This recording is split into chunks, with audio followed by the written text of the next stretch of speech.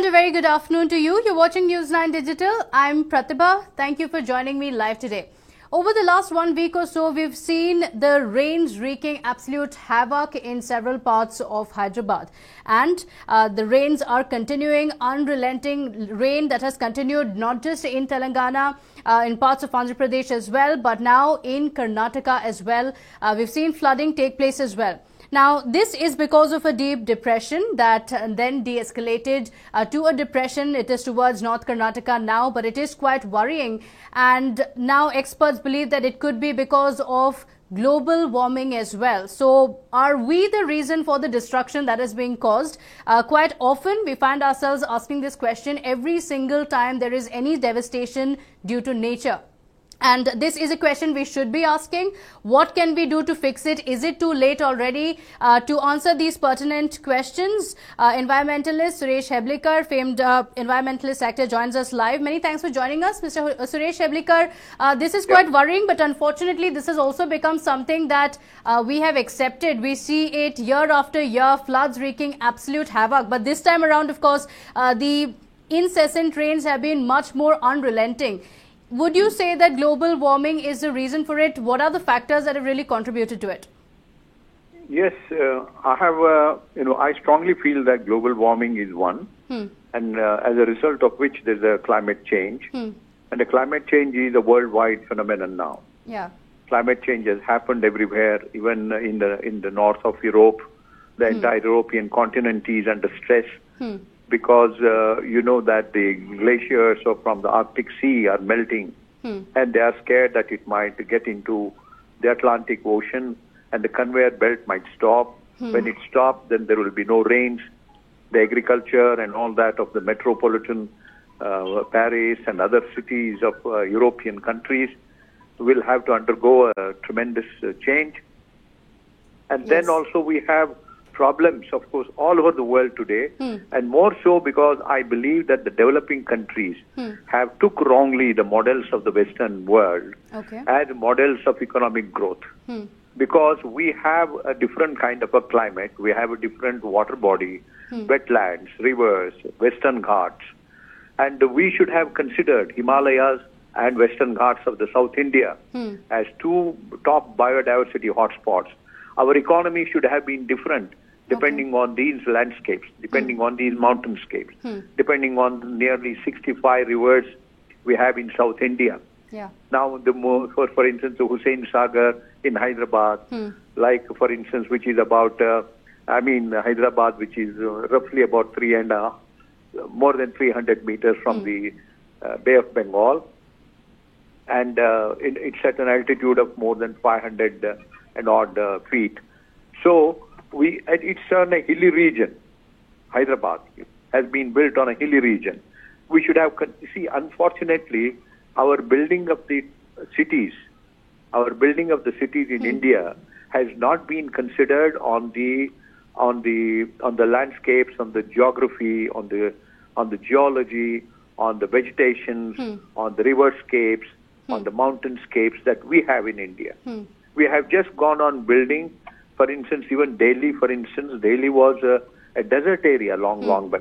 When the Muslims from Afghanistan used to come, and the Muslims would meet them from other countries, from Genghis Khan and from other neighboring nations would come there, and a lot of trade would take place, and slowly Delhi became a capital later. But it was not meant for becoming such a big, capital that we have today. And I believe that we should also keep on changing our capitals, because in the capital, looking at our political conditions, there's over-dependence on one particular place, or decentralized. But also, Mr. Suresh Heblikar, I just want to tell you, the political conditions determine the economic conditions in this country. Whenever there is a capital of a particular state, a lot of traders, a lot of business people, a lot of companies start coming and establishing there. Yes. Like it happened in Bangalore, like it happened in Hyderabad, like it happened in Chennai, like it happened in Pune recently after Mumbai was so much saturated. So these are things because, the politicians who have been elected there, because of the large cities, large number of MLAs, MPs and ministers go there, and they try to favor the industrialists, the companies and all that. They come up And that is how we have not been able to really understand the environmental management. Okay. Environmental management has not been taken into consideration when we build the cities. The cities have to be built considering the geographical, the environmental and ecological features, ecological strengths. Absolutely. So, while you talk about the keeping in mind all of these surroundings, that's something that has not been done all this while, but that's something that we continue to ignore as well, isn't it? Because in several of these places as well, what is actually a boon for the place turns out to be a bane for it. We saw what happened in Korgu as well when the floods took place, because it was a tourist hub. There is a surge of population in the area. There are people coming in from outside as well, which is why we are encroaching more and more into the land, and that becomes a bane of the place as well. So such things have happened in several other places as well. But do you think that we're really learning lessons here? Because this happens time and again. Several places have been affected. We know what the cause of it as well. Despite that, we continue to do so. Yes, you are absolutely right. We should have taken the lessons long back. When we had, encountered such of these storms and gales and, coming in Bombay, in, Bangalore, it has been flooding for the last so many years now. And Bangalore, I have been writing articles about it in various, English papers, Kannada papers, right? And it has, so, I said that the politicians and the bureaucrats have not been able to consider the environmental determinants. How, if they had taken into consideration why it is happening in the cities, then we would have decentralized economic activities, industrial activities, population. We are a huge population, you must know that. Yeah. There are even certain environmentalists, I say that they are not really considering this. They say that urbanization should take place. We do not know how to live in the urban areas, let me tell you that. What exactly is an urban area? It is not just the physical infrastructure like roads and flyovers and using cars.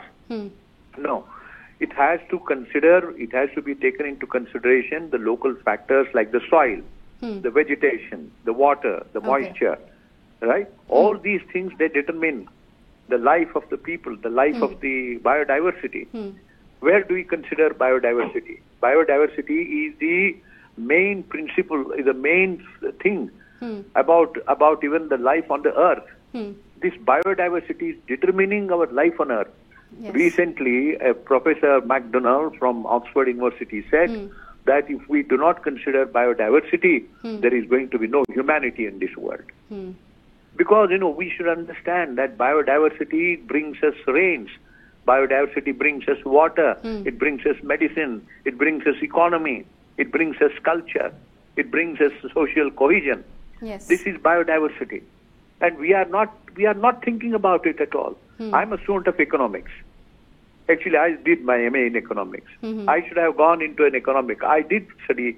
I did work in an industry. I worked in a bank, agriculture bank. I worked in the films. I have acted in about 25 films in the major roles. I have lived in the villages. I have roamed in the forest. I tried to understand. Even I'm not able to understand it completely because we have only 1.7 million species which have been recorded. Only 1.7. We have more than 8 to 9 million and even up to 100 million. So it all comes down to the quality of life. Yes, that's the quality of life. See, if we had taken into consideration what's the biodiversity, whether it is city, we think that city is not bothered about it. But let me tell you, if we have the Western Ghats, the Western Ghats are the biodiversity hotspots of this world, which some ecologists and some environmentalists consider it is more important than the Amazon forest. We should have taken care of how Western Ghats are supporting the entire life of South India. Absolutely. With these major 65 rivers, and we have about 140,000 square kilometers of the environmental and the Western Ghat region, we could have produced wonderful food, we could have produced wonderful, agriculture, horticulture, animal husbandry, and so many other economic items. Right. But we went on putting up the car, and there's so many computers, and so anyway, okay, computer is needed. I know car is needed, but not a developing country where the World Bank, the United Nations has said that more than 900 odd million people are not getting food, yes, not getting water every day. We should have taken care of this. We should have our priorities right. We are only thinking of few people. Even the the head of the nations, they think about only few industrialists. How could a country live like this? We are destined to die. We are destined to wither away. Let me tell you that. Because environment is the basis of life. It is the basis of civilization. Yes. It is the basis of culture and economic growth. Because even if you want to have car, even if you want to have computer, even if you want to have energy, all this has to come from the natural resources, from the minerals, from the iron ore or whatever, aluminium, then coal, oil. Everything has to come from nature only. Right. Where do you get it from? Not from the sky. From the sky you get wonderful, of course, the air and the rain-bearing clouds which are brought from the oceans. I mean, they float on these clouds. They float and they come on. So it comes down to our needs and not enough for our greed. Well, that's a word. Thank you so much, Mr. Suresh Heblikar, for joining us with your thoughts on that. Like you mentioned, of course, we need to depend on the environment. We should be aware of it as well, despite the fact that, we are in several ways floundering, but in the most important factor, of course, continues to be in ensuring that we are not overstepping, which is why experts believe that global warming could be the reason why we are suffering, which is why we are seeing so much devastation everywhere around us.